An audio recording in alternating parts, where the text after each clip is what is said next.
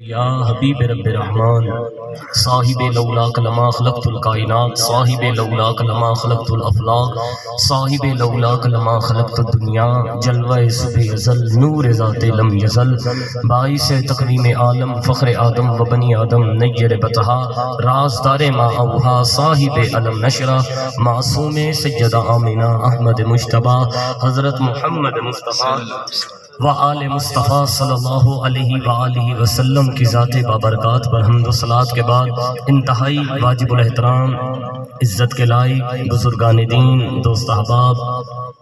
صاحبان عقل و دانش ارباب علم و بصیرت نوجوانان ونو نہلان ملت اسلامیہ سادات کرام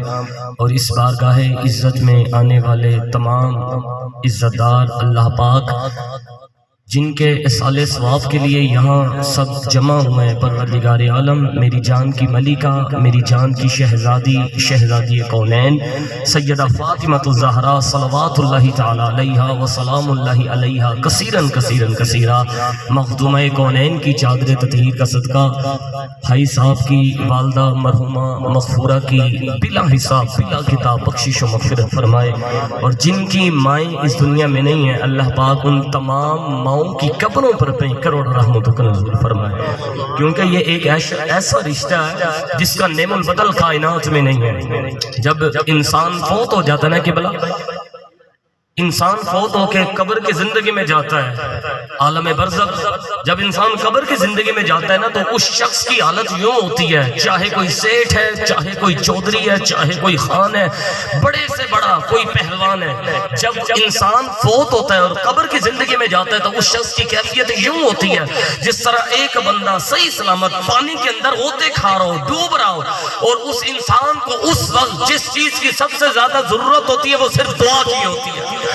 کہ مرنے والے کے اہل و عیال میں سے اس کے بیٹے اس کے بیٹیاں مرنے والے کے لیے دعائیں مغفرت کر دیں میرے آقا کریم علیہ السلام کا ظاہری حیات کا دور ہے یہ نہیں کہ آقا کریم علیہ السلام پردہ فرما گئے نہیں سرکار موجود ہے آقا کریم علیہ السلام مسجد نبی میں موجود ہے ایک شخص چلتا ہوا مسجد نبی میں آیا مسجد نبی کے کونے میں آ کے بیٹھ گیا اور ہاتھوں کو اٹھا کرنا بڑا پریشان تھا ہاتھوں کو اٹھا کر رب کریم کی بارگاہ میں دعا کرنے لگا اس بندے کا انداز دیکھیں وہ عرض کرتا ہے اے میرے پروردگار اے میرے پالنہار اے ساری کائنات کو تخلیق کرنے والے اے ساری کائنات کو بنانے والے میں تجھ سے اس لیے دعا کر رہا ہوں میں تجھ سے اس لیے التجا کر رہا ہوں میں تجھ سے اس لیے فریاد کر رہا ہوں کہ تو میرا اللہ ہے تو میرا پروردگار ہے تو میرا پالنہار ہے تیرے سوا کوئی اور ہے بھی نہیں جس کی چوکھٹ میں میں جاؤں میرے مصطفیٰ کریم علیہ السلام مسجد نبی میں تشریف فرما جب اس شخص نے ان الفاظوں کو سنا سرکار نے مجلس میں بیٹھے ایک صحابی کو حکم دیا کہ جاؤ وہ شخص جو مسجد نبی کے کونے میں بیٹھ کر دعا کر جاؤ جا کر اس کو خوشخبری دے تو اللہ نے اس کی دعا کو قبول فرما لیا جب اس نے توقع ہی مجھ سے لگا رکھی اگر میں بھی عطا نہیں کروں گا تو پھر کون کرے گا جب تک سانس ہے نا انسان کا سانس ہے اس وقت تک آخری چانس ہے سرکار بہلول رحمت اللہ تعالی علیہ علی کا نوکر علی کا ملنگ بغداد کے چوک میں کھڑے تھے اور بغداد کے چوک میں کھڑے ہو کر آنے جانے والے لوگوں سے مخاطب ہو کے فرما رہے تھے لوگوں آؤ میں تمہاری اللہ کے ساتھ صلح کروا دوں لوگوں آؤ تمہاری اللہ کے ساتھ صلح کروا دوں ایک نوجوان چلتا چلتا رک گیا اس نے علی کے نوکر کی طرف دیکھا سرکار بہلول کو کہنے لگا بابا جی کیا کر رہے ہیں سرکار بہلول فرماتے مخلوق کی اور خالق کی صلح کروا رہا کہاں ہوتی ہے کہاں ہاں وہ تو معاف کرنے کے لیے تیار ہے پر یہ لوگ معافی مانگنے کے لیے تیار نہیں ہے وہ تو کہہ رہے ہیں بندے میری چوکھٹ پہ آ جا نبی عبادی انی انا الغفور الرحیم بندے میری دہلیز پہ آ جا میرے دروازے پہ آ جا ایک آنسو کے قطرے سے ماضی کے سارے گناہوں کو معاف کر دوں گا وہ کہہ رہے ہیں بندے میرے دروازے پہ آ جا پر لوگوں کے پاس وقت نہیں ہے کچھ لوگ ہیں جنہیں یاروں کے ساتھ بیٹھ کے گپے لگانی ہیں کچھ لوگ ہیں جنہیں چوکوں میں ٹھہر کے اپنا وقت ضائع کرنا ہے اس کی طرف سے آوازیں آ رہی ہیں 2 دن گزرے سرکار بہلول بغداد کے قبرستان میں بیٹھے قبر والوں سے مخاطب ہیں لوگوں تمہاری آج اللہ سے صلح کروا دو وہ نوجوان قبرستان کے قریب سے گزرا جب اس نے سرکار بہلول کو دیکھا نا وہیں رک گیا قبرستان کے اندر آیا اور آ کر کہنے لگا بابا جی بڑے عجیب آدمی ہے شہروں میں بھی روتے ہیں قبرستانوں میں بھی روتے ہیں آبادیوں میں بھی روتے ہیں ویرانیوں میں بھی روتے ہیں کل تو بات سمجھ میں آ رہی تھی کہ آپ زندوں کی صلح کروا رہے تھے بے نیاز کے ساتھ آج ان مردہ کی کس کے ساتھ صلح کروا رہے ہیں جب اس نے یہ جملہ کہا نا علی کے نوکر کی دھاڑ نکل گئی سرکار بہلول فرماتے ہیں بیٹا بات تو وہ 2 دن پرانی والی ہے پر تھوڑی سی الٹ ہے کہا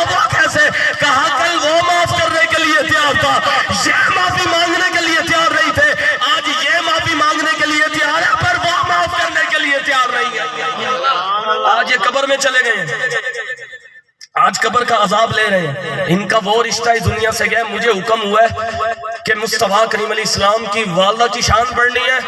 اور حسین کی ماں کی شان پڑھنی ہے. جو وقت ہے نا ہم نے اپنے وقت پہ ختم شریف پڑھنا ہے. میری عادت نہیں ہے کہ میں مائی کے ساتھ بالکل چمٹا رہا ہوں. جو وقت ہے نا اسی وقت پہ ہم نے ختم شریف پڑھنا ہے. ماں کی عظمت کا عالم اس سے بڑھ کر اور کیا ہو. قرآن کریم کی جو آیہ کریمہ سرنامہ اس فن کی ایسے سے تلاوت کی ہے. پروردگار عالم نے فرمایا وَإِذْ أَخَذْنَا مِيثَاقَ بَنِي إِسْرَائِيلَ. اللہ فرماتا ہے ہم نے بنی اسرائیل سے یہ عہد لیا تھا، بنی اسرائیل سے یہ وعدہ لیا تھا. مولا کون سا وعدہ؟ فرمایا لا تعبدون الا اللہ، اللہ کے سوا کسی غیر کی عبادت نہ کرنا، اللہ کے سوا کسی اور کی چوکھٹ پہ سجدہ نہ کرنا، اللہ کے سوا کسی اور کو لائق کے سجدہ نہ سمجھنا. اسی کے ساتھ بالکل فاصلے سے نہیں، ساتھ وبالوالدین احسانا، ماں باپ کے ساتھ احسان کرنا.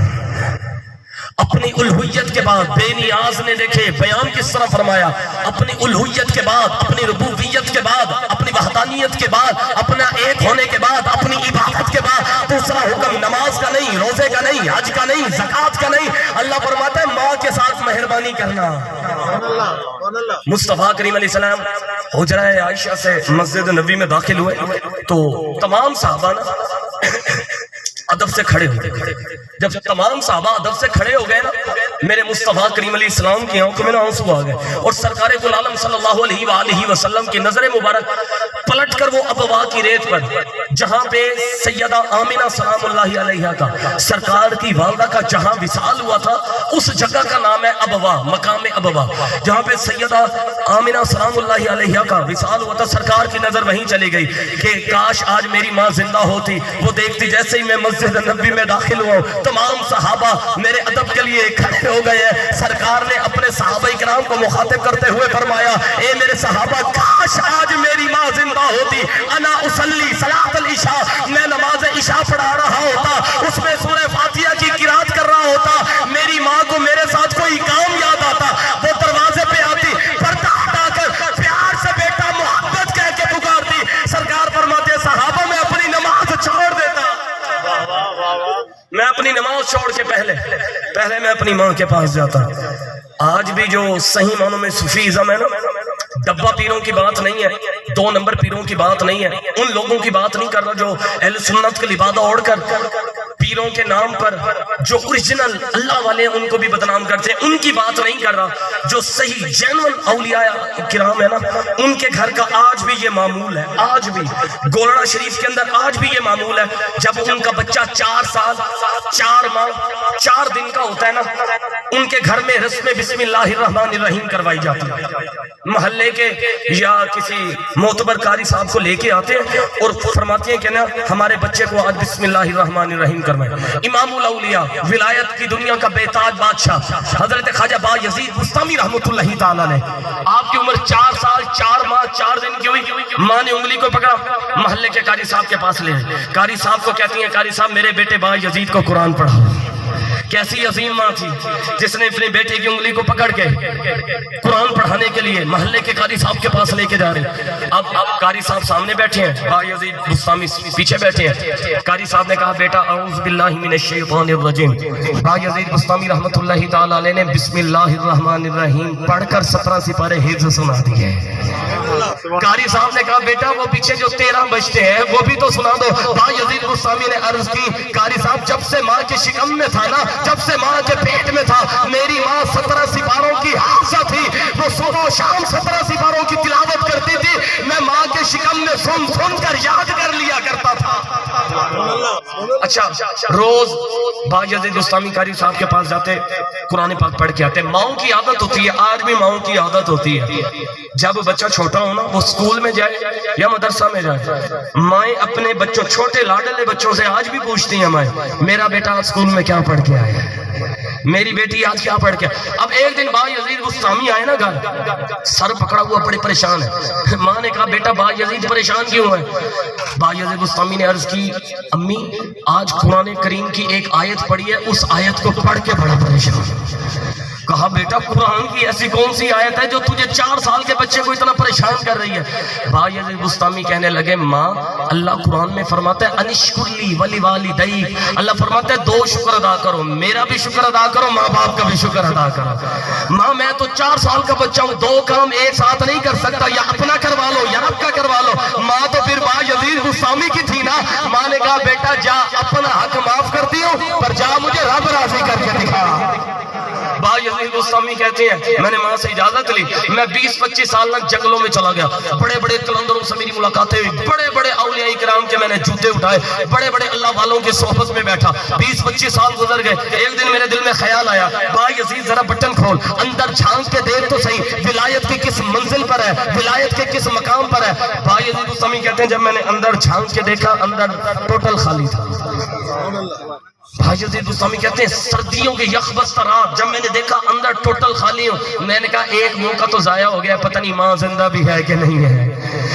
سردیوں کی یخبستہ رات، بھائی یزید بستامی کہتے ہیں میں نے الٹے پاؤں سفر شروع کیا، میں فوراً گھر کی دہلیز پہ پہنچا، جیسے گھر کے دروازے پہ آئے ابھی دروازے پہ قلباب نہیں کیا، دروازے پہ دستک نہیں دی، میں نے نیچے جھانک کے دیکھا اندر چراغ جل رہا تھا، اندر روشنی آ رہی تھی۔ بھائی یزید بستامی کہتے ہیں جب میں نے نیچے جھانک کے دیکھا نا میری ماں مصلی پہ بیٹھی تھی، مصلی میں سجدے میں جا کے رو رو کر کہہ رہی تھی مولا 20 سال ہو گئے میرے بیٹے کا کوئی پتہ نہیں ہے، 20 سال ہو گیا میرا بیٹا لاپتہ ہے، میرے بیٹے بھائی یزید کو زمانے کے فتنوں سے محفوظ رکھنا، مولا میرے بیٹے کو اندھیروں سے محفوظ رکھنا۔ بھائی یزید بستامی کہتے ہیں میری دھاڑ نکل گئی، میں نے فوراً دروازہ کھولا، اندر گیا، ماں سے قدموں سے لپٹ گیا، میں نے کہا ماں میں 40-20-25 سال تجھ سے دور رہا ہوں، تو آج بھی مصلی پہ بیٹھ کے میرے لیے دعائیں کر رہی ہے۔ پیر مرید کا جنازہ پڑھا دینا بڑا اعزاز ہوتا ہے، استاد شاگرد کا جنازہ پڑھا دے بڑا اعزاز ہوتا ہے، کوئی اللہ کا نیک بندہ اللہ کا ولی کسی گنہگار کا جنازہ پڑھا دے بڑا اعزاز ہوتا ہے۔ پر خدا کی عزت کی قسم جب ایک ماں ہاتھ اٹھا کر اپنی اولاد کے لیے دعائیں کرتی ہے نا، اپنی اولاد کے لیے دعا کرتی ہے، اور یہ ضروری نہیں ہوتا ماں کوئی رابعہ بصری ہو یا ماں بہت بڑی اللہ کی ولی ہو تب بھی اللہ دعا کرتا ہے، نہ جب ایک گنہگار ماں بھی ہاتھوں کو اٹھا کر دعا کرتی ہے نا تو بندے اور اللہ کے درمیان جتنے حجابات کے پردے ہوتے ہیں وہ سارے ہٹ جاتے ہیں، یا خدا کی ذات ہوتی ہے یا پھر ماں کی ذات ہوتی ہے۔ بھائی یزید بستامی کہتے ہیں میں ماں کے قدموں سے لپٹا ہوا تھا، میری ماں نے کہا بیٹا تو 20-25 سال مجھ سے دور رہا، میں نے کہا ماں اس سے راضی کرنے گیا تھا وہ نہیں ہوا۔ بھائی یزید بستامی کہتے ہیں رات کافی اونچی تھی، سردیوں کی یخ بسترا، میری ماں نے کہا بیٹا بھائی یزید میں تھوڑی دیر آرام کرنا چاہتی ہوں، میں نے تہجد کی نماز پڑھنی ہے، تہجد کے لیے کلولہ شرط ہے، کچھ دیر آنکھ لگنا شرط ہے، بیٹا میں کچھ دیر سو جاؤں۔ بھائی یزید بستامی کہتے ہیں یا میری ماں کی بھی آنکھ لگی تھی، یہ کچھ دیر کے بعد میں اپنے بستر پہ آ کے سویا، 5 سے 10 منٹ گزرے تھے، میری ماں کے لبوں نے حرکت کی، میری ماں نے کہا بیٹا بھائی یزید مجھے پیاس لگی ہے، بیٹا بھائی یزید مجھے پیاس لگی ہے۔ بھائی یزید بستامی کہتے ہیں میرے ماں کا کہنا تھا، میں فوراً اٹھا، میں نے پانی کا گھڑا چیک کیا، پانی بالکل خالی تھا، گھڑے میں کچھ نہیں تھا، ان دنوں یہ واٹر پلانٹ تھے نہیں، لوگ دور دراز سفر کرتے تھے، سمندروں سے کنووں سے پانی لے کے آتے تھے۔ بھائی یزید بستامی کہتے ہیں میں نے وہ پانی کا گھڑا اٹھایا، میں فوراً سمندر کے کنارے چلا گیا، میں نے پانی کا گھڑا بھرا، جیسے ہی میں گھر پہنچا نا میری ماں کی آنکھ لگ چکی تھی، میری ماں سو رہی تھی، اب میں ڈبل مائنڈڈ سا سوچ رہا تھا اگر ماں کو اٹھاؤں گا ماں کو جھکاتا ہوں کہیں بے ادبی نہ ہو جائے، وہ تو پہلے ایک موقع ضائع ہو چکا ہے، کہیں یہ موقع بھی ضائع نہ ہو جائے۔ بھائی یزید بستامی کہتے ہیں سردیوں کے یخ بستہ رہا، میں پانی کا گھڑا اٹھا کے ساری رات ماں کے سرہانے ٹھہرا رہا، جب فجر کی اذان کے ٹائم میری ماں کی آنکھ کھلی، میری ماں نے مجھے دیکھا، میں نے ماں کو دیکھا، میری ماں نے کہا بیٹا بھائی یزید مجھے اٹھایا کیوں نہیں؟ بھائی یزید بستامی کہتے ہیں ماں 25 سال میں نکلنے کے گھر سے گیا تھا کہ وہ راضی ہو جائے، وہ تو راضی نہیں ہوا، میں نے کہا کہیں یہ موقع بھی ہاتھ سے نہ چلا جائے، میں نے اسی وجہ سے آپ کو اٹھایا نہیں۔ بھائی یزید بستامی کی آنکھیں، آپ کی والدہ کی آنکھیں چھم چھم برسنا شروع ہو گئی، آپ اٹھی ہاتھوں کو اٹھا کر دعا کی مولا 25 سال میرا بیٹا تجھے راضی کرتا رہا، تو راضی ہوا نہیں ہے، آج اس نے ماں کو راضی کر دیا ہے، میں ایک ماں ہو کر تیری بارگاہ میں دعا کرتی ہوں میرے بیٹے کو ولیوں کا شہنشاہ بنا دے، میرے بیٹے کو ولیوں کا تاجدار بنا دے۔ بھائی یزید بستامی کہتی ہے میری ماں کے ہاتھ ابھی چہرے تک نہیں آئے تھے، اللہ پاک نے مجھے ولیوں کا شہنشاہ بنا دیا تھا۔ مجھے ولایت کا منصب عطا کر دیا تھا۔ پھر میں نے ایک دن اپنی ماں سے کہا ماں مجھے تو پتہ نہیں تھا، میں جس ولایت کو میں جنگلوں میں تلاش کر رہا تھا مجھے پتہ نہیں تھا وہ ولایت میری ماں کے قدموں کے نیچے تھی۔ آج لوگ ہوتے ہیں نا کہ بلا یہ کربلا ہمیں سمجھ پتہ کیوں نہیں آ رہی، یہ کربلا کے نام پر اتنی فرقہ واریت کیوں ہے، کیوں ہمارے اندر عدم برداشت نہیں ہے، کیوں ایک دوسرے کو ہم قبول نہیں کر رہے، کیوں ایک دوسرے کے جنازے نہیں پڑھ رہے، کیوں ایک دوسرے کو ملنے کے لیے تیار نہیں ہے۔ مین وجہ یہ ہے ہمیں کربلا سمجھ میں نہیں آئی۔ جس دن کربلا سمجھ میں آ گئی نا اس دن یہ فرقہ واریت خود بخود ختم ہو جائے گی۔ کربلا کے بعد صرف دو ہی نظریات ہیں، ابو حنیف احمد لدھیانوی صاحب رحمۃ اللہ تعالی علیہ فیصل آباد کی سرزمین کے، ان کے نام کا آج بھی ہاسپٹل آنکھوں کا فری علاج ہوتا ہے۔ وہ شخصیت تھے جن کو امام حسین علیہ السلام نے کربلا سے خود اسپیشل خط بھیجا تھا۔ یہ وہ شخصیت ہے، آج بھی جو کوئی جید عالم ہو یا بڑی شخصیت ہو آج بھی اس خط کا دیدار کروایا جاتا ہے آپ کے مزار پر انوار پر۔ کسی نے آپ سے پوچھا یہ بتائیں آپ کا عقیدہ کیا ہے، لدھیانوی صاحب فرمانے لگے کربلا کے بعد تو نظریات ہی دو ہیں، یا یزیدیت ہے یا حسینیت، اور الحمدللہ میں حسینی ہوں، الحمدللہ ہم حسینی ہیں۔ لیکن یہ جو کربلا کے نام پر ہم لوگوں نے دھڑوں میں تقسیم کیا ہوا نا قبلہ، آپ کو پتہ ہے امام حسین علیہ السلام نے سر کٹوا کے نوکے نیزہ پہ، میری گفتگو ختم ہو گئی ہے، میں آخری میسج کے طور پہ ایک پیغام دے رہا ہوں، اس کے بعد ہم ختم شریف پڑھتے ہیں۔ مین وجہ پتہ کیا، مین وجہ کیا، کربلا سمجھ میں آئی کیوں نہیں؟ امام حسین علیہ السلام نے سر کٹوا کے نوکے نیزہ پہ قرآن پڑھا ہے، ٹھیک ہے، اس میں کوئی شک نہیں ہے۔ ایک ہندو عورت نا ہندوستان کے اندر دہلی شہر کے اندر ہندوؤں کی عورت بڑی جوش جذبے کے ساتھ سیاسی تھی، تقریر کر رہی تھی، اس نے نا مسلمانوں پہ ایک طنز کی، وہ طنز سنے، وہ کہنے لگی مسلمانوں مجھے تم پہ بڑی حیرت ہوتی ہے، تمہاری 1400 سال کی تاریخ میں صرف ایک حسین آیا، دوسرا کوئی حسین ہی نہیں آیا۔ لاکھوں کا مجمع تھا، سارے سر نیچے کر کے خاموش ہیں، ابھی اس عورت کا منہ کون بند کرے۔ 5-10 منٹ گزر گئے، 15-20 منٹ گزر گئے، جب کسی نے جواب نہ دیا نا، او کونے کے اندر ایک ملنگ بیٹھا تھا، علی کا ملنگ کھڑا ہوا، اس نے کہا بی بی سوال دوبارہ دوہرا۔ وہ کہنے لگی کہ مجھے یہ بتاؤ تمہاری 1400 سال کی تاریخ میں صرف ایک حسین آیا، دوسرا کوئی حسین کیوں نہیں آیا؟ علی کا ملنگ مسکرا کے کہنے لگا حسین آج بھی آ سکتا ہے اگر ماں زہرا ہو، آج بھی حسین پیدا ہو سکتے ہیں، اس کے لیے ضروری ہے۔ آپ کو پتہ ہے جب رات کا ٹائم آتا نا سیدہ زہرا پاک سلام اللہ علیہا، دونوں شہزادوں کو سلانے کا وقت آتا نا، امام حسن مجتبیٰ اور امام حسین علیہ السلام دونوں شہزادوں کو سلانے کا وقت آتا نا، سیدہ کے لبوں پہ لوری نہیں ہوتی تھی، زہرا پاک کے لبوں پہ قرآن ہوتا تھا۔ جب دونوں شہزادوں کو نہلانے کا وقت آتا تھا زہرا پاک کے لبوں پہ قرآن ہوتا تھا، دونوں شہزادوں کو کھانا کھلانے کا وقت آتا تو زہرا پاک کے لبوں پہ قرآن ہوتا۔ پھر اللہ پاک نے بیٹا بھی حسین ابن علی عطا کیا کہ جس نے کربلا کے میدان میں لاکھوں یزیدیوں کے سامنے سر کٹوا کے نوکے نیزہ پر دنیا کو قرآن پڑھ کر سنا دیا۔ زمانے نے پھر دیکھا پیچھے اثر سارا ماں کا تھا نا، چاند رات تھی، چاند رات، تو دونوں شہزادے آئے سیدہ پاک کے پاس۔ اب یہاں پہ دو چیزیں ہیں، ایک تو سیدہ پاک کی عبادت ہے، دوسرا اپنی اولاد کے ساتھ محبت ماں کی کیسی ہے۔ سیدہ زہرا پاک کے پاس آئے دونوں شہزادے، چاند رات تھی، اور آ کر عرض کرنے لگے ماں صبح ہے عید کا دن، ہم نے جانا ہے نانا جان کے ساتھ عید کی نماز پڑھنے، ہمارے کپڑے کہاں ہیں؟ آپ نے ہمارے کپڑے درزی کو دے دیے تھے۔ سیدہ پاک نے اب دونوں شہزادوں، اگر میں نے کہا کہ درزی کو کپڑے نہیں دیے دل ٹوٹے گا، اور اگر حسین کا دل ٹوٹے گا تو پھر سرکار کو ناگوار نہیں ہے کہ حسین کا دل ٹوٹے۔ سیدہ پاک نے دونوں شہزادوں کا دل رکھنے کے لیے کہہ دیا بیٹا میں نے درزی کو کپڑے دے دیے، صبح درزی آ جائے گا۔ اب رات ہوئی، سیدہ کائنات نے جائے نماز پہ بیٹھی، مصلی پہ بیٹھی، اپنے رب کے حضور 2 رکعت نماز کا آغاز کیا، 100 رکعت نہیں، صرف 2 رکعت۔ پہلی رکعت میں سورہ فاتحہ کے بعد سورہ بقرہ ختم، سورہ آل عمران ختم، سورہ نساء ختم، سورہ مائدہ ختم، پڑھتی جا رہی ہیں۔ ادھر سے مسجد نبوی میں حضرت بلال نے اذان دینا شروع کر دی۔ سیدہ زہرا پاک نے جلدی 2 رکعت پوری کی، سجدے میں جا کے شکوہ کرنے لگی مولا تیری سبزیوں کی راتیں اتنی چھوٹی ہو گئی کہ زہرا کی 2 رکعت بھی پوری نہیں ہو سکی۔ سیدہ پاک نے سجدے میں جا کے دعا کی، مولا تجھے پتہ نا میں تیرے مصطفیٰ کے جگر کا ٹکڑا ہوں، آج تک تجھ سے کچھ مانگا ہی نہیں ہے۔ شہزادوں نے کہہ دیا تھا، شہزادوں کا دل رکھنے کے لیے میں نے بھی کہہ دیا، نہ میں نے درزی کو کپڑے دیے ہیں نہ درزی نے کپڑے لے کر آنا ہے۔ صبح ہوتی ہے، دونوں شہزادے ماں کے پاس آتے ہیں، عرض کرتے ہیں ماں ہمیں دیر ہو رہی ہے، ہم نے نانا جان کے ساتھ عید کی نماز پڑھنے جانا ہے، کیا ابھی تک درزی کپڑے لے کے نہیں آیا؟ یا سیدہ نے بچوں کی بات سنی، سیدہ کی آنکھ نم ہوئی، آپ نے عرش کی طرف دیکھا، عرش ہل گیا۔ اللہ پاک نے فوراً جبریل سے کہا جبریل عرض کیجیے رب جلیل، فرمایا سدرہ کو چھوڑ جنت میں چلا جا، جنت میں جا کر تو جنتی جوڑے لے گا اور زہرا کی چوکھٹ پہ نوکر بن کے پہنچ جا۔ مائیں ایسی ہوں تو پھر اولادیں ایسے ہوا کرتی ہیں۔ میں جس محفل میں ہوں اور آخر کے اندر جب تک میں اپنا رانجھا راضی نہ کروں میری گفتگو مکمل نہیں ہوتی۔ موت سب کو آتی ہے نا، پر قبلہ موت میں فرق ہے، موت میں فرق ہے۔ کیسے؟ جب میرے مصطفیٰ کریم علیہ السلام، آج تو ہم کسی ماں کی رسالہ ثواب کے لیے اکٹھے ہوئے نا، جب سرکار کل عالم صلی اللہ علیہ وآلہ وسلم نے خود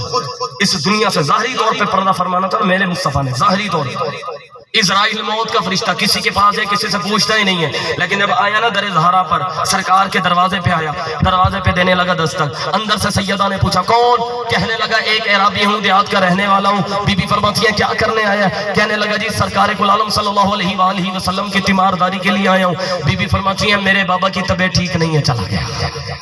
دوسرا دن ہوا، دروازے پہ پھر آگیا، دروازے پہ دیتا ہے دستک، اندر سے بی بی نے پوچھا کون؟ کہنے لگا جو کل آیا تھا نا وہی عرابی ہوں۔ کیا کرنے آیا ہے؟ آقا کریم علیہ السلام کی تیمارداری کے لیے آیا۔ سیدہ فرماتی ہے بابا جان کی طبیعت ٹھیک نہیں ہے، چلا جاتا ہے۔ تیسرا دن ہوا، دروازے پہ پھر آ گیا، میرے مصطفیٰ کریم علیہ السلام انتہائی نہیں حالت میں اپنے بستر مبارک سے اٹھے، سرکار کی آنکھیں نم ہو گئی، سرکار نے فوراً سیدہ زہرا پاک کو گلے سے لگا لیا، سرکار نے سینے سے لگا کے فرمایا بیٹی زہرا پتہ ہے آنے والا کون ہے؟ عرض کرتی ہے بابا جان مدینے پاک کا تو نہیں لگ رہا، آواز سے بھی کہیں دور کا لگ رہا ہے۔ سرکار فرماتے ہیں بیٹی زہرا یہ کوئی اور نہیں ہے، بیٹا یہ موت کا فرشتہ اسرائیل ہے، بیٹا یہ تیرے پردے کا حیا کر رہا ہے اس لیے اندر نہیں آ رہا۔ اس کا پتہ ہے اگر میں بغیر اجازت اندر چلا گیا میری نظر زہرا کے معصوم چہرے پہ پڑ گئی، کہیں ایسا نہ ہو عرش کا رب فرشتوں کی لسٹ سے میرا نام خارج کر دے۔ شبیر و شبر دی امی زہرا نبی دے گھر وچ ہے جمی زہرا، مقام تیرے نو کار سمجھے فرشتے ہم تیرے کمی زہرا،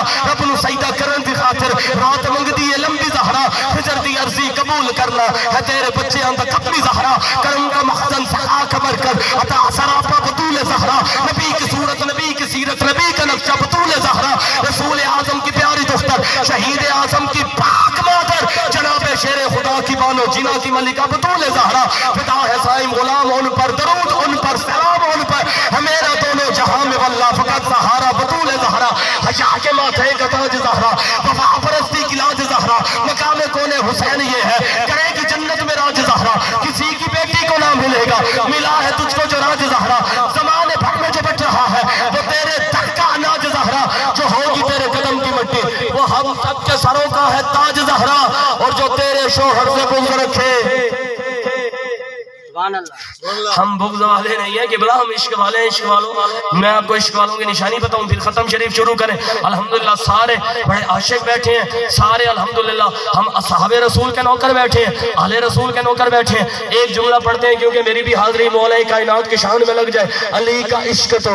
مقدر سوار دیتا ہے، ہائے ہائے علی کا عشق تو مقدر سوار دیتا ہے، اور علی کا بغض تو چہرہ بگاڑ دیتا ہے، اور تو اس کے ذکر کو اتنا نہ سمجھ ہے ملک ہے، علی تو وہ ہے جو ایک ہاتھ سے خیبر اکھاڑ دیتا۔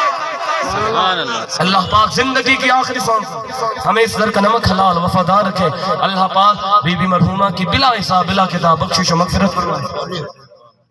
مجھے حکم دے دیا کہ 5 منٹ روڈ پڑھنا ہے، میں نے اپنا ٹائم پورا کیا۔ اب کسی نے مجھے کوئی بات نہیں کرنی، جو بات کرنی ہے ڈاکٹر صاحب سے کرنی ہے۔ صرف میں ایک بات موت کے حوالے سے قبلہ سن لیں تاکہ جو احباب آئے ہیں اس وقت جو ملک پاکستان کے حالات ہیں قبلہ، میری آپ تمام دوستوں سے گزارش ہے جب بھی توفیق ملے نا، جب بھی آپ کو سجدے کی توفیق وہ دیتا ہے، ہر بندے کو ہوتی نہیں ہے، جب بھی سجدے کی توفیق ملے سب سے پہلے اس ملک کے لیے، دھرتی ہماری ماں ہے، ملک پاکستان کے لیے دعا کیا کریں۔ امام حسین علیہ السلام کا فرمان ہے وطن کے ساتھ محبت کرنا یہ ایمان کا حصہ ہے۔ جب بھی توفیق ملے نا، جب بھی توفیق ملے تو قبلہ آج کے بعد کوشش کیجئے گا، اس وقت جو پاکستان کا ایک حصہ بالکل تباہ ہو گیا، اور یہ شکر کریں بعض لوگوں کے زبانوں سے میں نے خود سنا یہاں تک جملے بول رہے ہیں، کہتے ہیں جی اللہ کا ان پہ عذاب ہے، تو کام تو ہمارے بھی اچھے نہیں ہیں۔ یہ پاکوں کا صدقہ ہے کہ اللہ پاک نے یہ حصہ محفوظ رکھا ہے، اور اللہ پاک ان کے جن کے مکان تباہ ہوئے ہیں اللہ پاک ان کو بھی نعم البدل مکان عطا فرمائے، اللہ پاک ان کے اوپر بھی آسانیاں فرمائے۔ لیکن کوشش کریں کہ بلا جب بھی توفیق ملے نا، اگر اذان کی آواز کان میں آ گئی ہے نا، دیر نہیں لگتی، صرف 5 منٹ لگتے ہیں، بے نیاز کو سجدہ کر دیا کریں۔ ہو سکتا ہے زندگی کا آخری سجدہ ہو سکتا ہے زندگی کا کچھ پتہ نہیں۔ وہ ایک بزرگ وہ ایک بچے کو نصیحت کر رہے تھے، چلیں ضمن ایک بات آ گئی یا پھر ختم شریف پڑھتے ہیں۔ وہ ایک بزرگ بچے کو، نوجوان کو نصیحت کر رہے تھے، انہوں نے کہا بیٹا نماز پڑھا کرو۔ وہ بچہ کہنے لگا، نوجوان کہنے لگا حضور کل سے پڑھوں گا۔ حضرت فرماتے ہیں بیٹا زندگی کا کوئی پتہ، کہنے لگا حضرت کل سے پڑھوں گا۔ اچھا ظہر کی نماز کا ٹائم آ گیا، حضرت کہنے لگے چلو اب تو ٹائم ہو گیا نا، موقع پہ او چلتے ہیں۔ اب ساتھ چل پڑا، ساتھ ایک ہوٹل تھا، کہتا ہے حضرت آپ پڑھیں میں چائے کا کپ پی لیتا ہوں۔ حضرت کہتے ہیں بیٹا آجا، کہتا نہیں حضرت آپ جلدی کر لیں۔ اب اس نے ایک چائے کا کپ پی لیا، چائے کا کپ پی لیا، پر وہ بزرگ نہیں آئے۔ دل کے کانوں سے سنیے گا، اس بات کے اندر جو وزن ہے جس مقصد کے لیے سنانے جا رہے ہیں۔ ایک کپ چائے کا پی لیا، بزرگ نہیں آئے۔ اب اس نے دوسرا کپ چائے کا بنوایا، پی لیا، بزرگ نہیں آئے۔ جب تھک گیا نا، غصہ آ گیا، پتنی بابا عجیب آدمی ہے، اتنی دیر میں بندہ 5 نمازیں پڑھ لیتا ہے، ابھی انہوں نے 4 فرض نہیں پڑھے۔ اس نے غصے سے چائے کا کپ رکھا، دوڑتا ہوا مسجد کی طرف چلا گیا۔ جہاں پر مسجد کا وضو خانہ ہوتا ہے نا، مسجد کے وضو خانے پہ کھڑا ہو کے بابا جی کو دیکھ رہا ہے، وہ بزرگ بڑے اطمینان کے ساتھ سجدہ کر رہے ہیں۔ سلام پھیرا، نماز سے فارغ ہوئے، دعا کرنے لگے، 10 منٹ اور ضائع ہو گئے۔ اچھا وہ نا نوجوان بڑا غصے میں تھا، بزرگوں سے کہنے لگا بابا جی کون سی ایسی چیز ہے جو آپ کو باہر نہیں آنے دے رہی؟ بزرگ مسکرا کے فرماتے ہیں بیٹا وہی جو تجھے اندر نہیں آنے دے رہی، جو تجھے اندر نہیں آنے دے رہا وہ مجھے باہر نہیں جانے دے رہا۔ جب توفیق مل جائے نا قبلہ، توفیق مل جائے، کوشش کریں اپنی مساجد کو آباد کریں۔ ہماری مسجدیں اس ٹائم ویران ہے، اللہ پاک ہم سب کو 5 جگانہ نماز ٹھیک طرح سے ادا کرنے کی توفیق عطا فرمائے، امت مسلمہ کی خیر فرمائے، اللہ پاک مسلمانوں کو اتحاد نصیب فرمائے، فرقہ واریت سے محفوظ رہ کر امت کو اللہ پاک جوڑنے کی توفیق عطا فرمائے۔ اللہ پاک ہم سب کا حامی و ناصر، وآخر دعوانا ان الحمدللہ۔